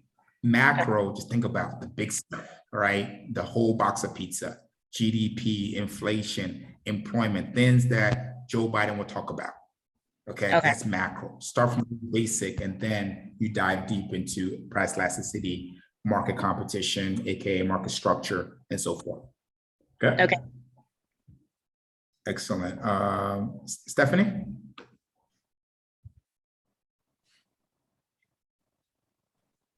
Do I have Stephanie on there? Hi.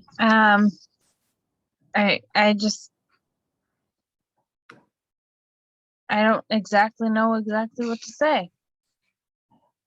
Oh, okay. What was your takeaway? Is there something that you learned tonight, moment, or anything that you need simple clarification on?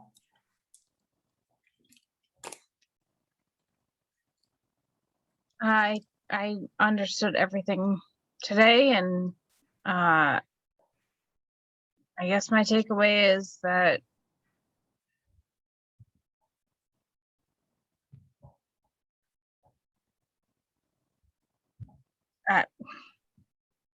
Take your time. You want me to come back to you later?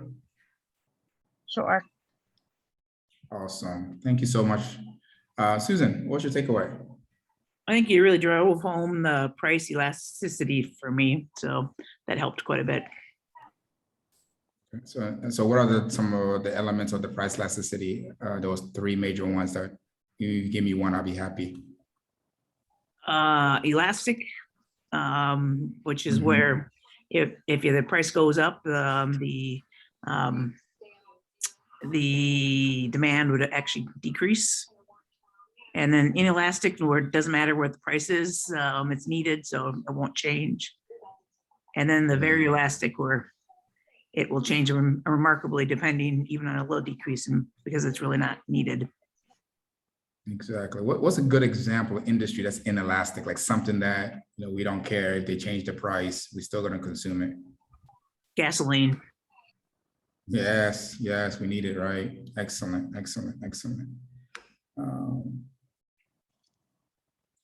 Jonas? Yes, sir. So I've learned about tapering, and also about the upcoming meeting, the Jackson Hole meeting, and how tapering, how these the central bank especially, how they use that as a way to reduce their rate for their balance sheet. I learned about the markets, oligarchy, monopoly, and then geopolitical tensions.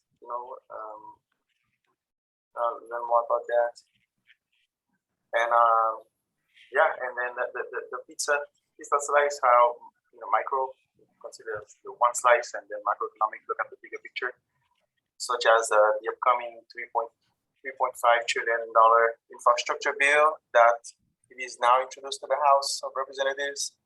We'll see if it gets passed. So that will be interesting. Absolutely. Great summary. Thank you so much. Brittany, Carly, and then we'll end it there, unless Frank and Tyler wants to say something. Brittany, what's your takeaway? I definitely learned about like the internal and external factors that impact businesses and markets. Plus, like, I kind of knew inelasticity, but the way you explained it kind of helped a little bit more. So I think like the external risk versus internal, I've definitely gotten mixed up on a couple of those. So I'm glad these slides like kind of break it down. That's correct. That's wonderful. Carly? I underline price sensitivity, financial matrix for decision making, And then I'd also like to watch the Jackson Hole meeting, and I would vote for Janet Yellen to be prom queen. And Warren Buffett should be prom king. You made my day. You have really made my day. Honestly, I'm gonna use that joke, okay? Seriously, all right? All right. I'll give you credit in my next class. I'm like, look, yes, awesome, awesome. Stephanie, I still want to be respectful to you. Is there anything you want to add before we close out? So I guess the thing that I connected was the price elasticity compares more to the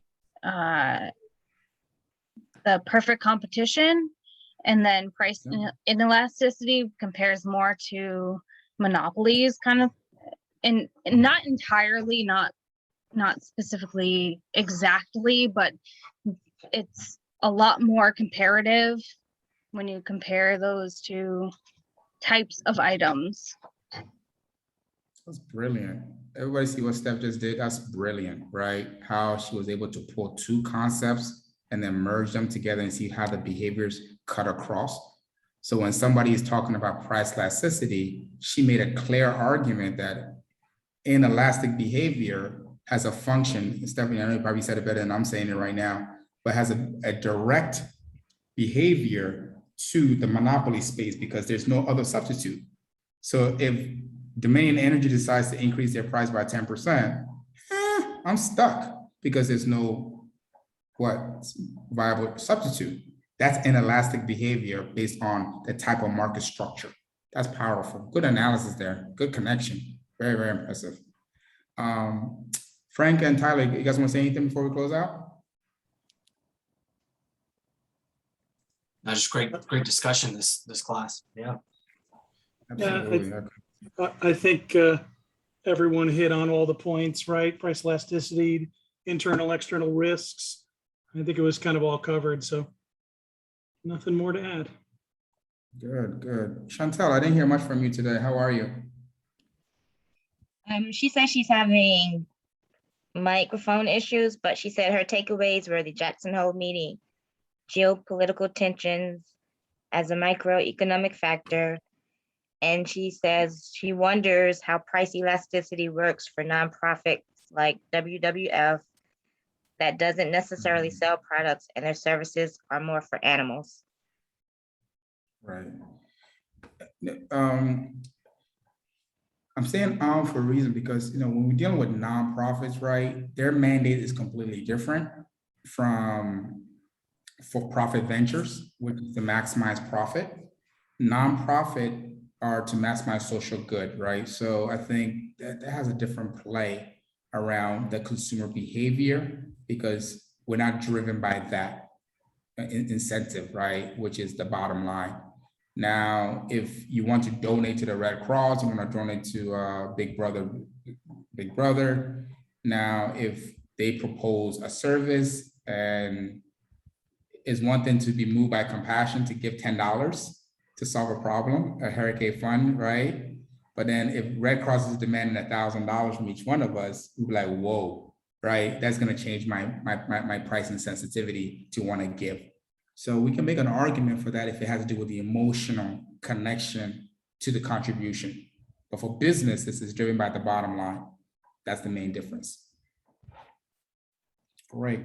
I appreciate all of you guys. Enjoy the rest of your week. I can't wait for my prom on Friday. Don't forget to vote for your prom king and prom queen. That's just, all right. Take care, everyone. Have a great night. Thank you so much for your time. Take care, everybody. Thank you. Take care. Good night. Thank you, guys. Thank you for Great.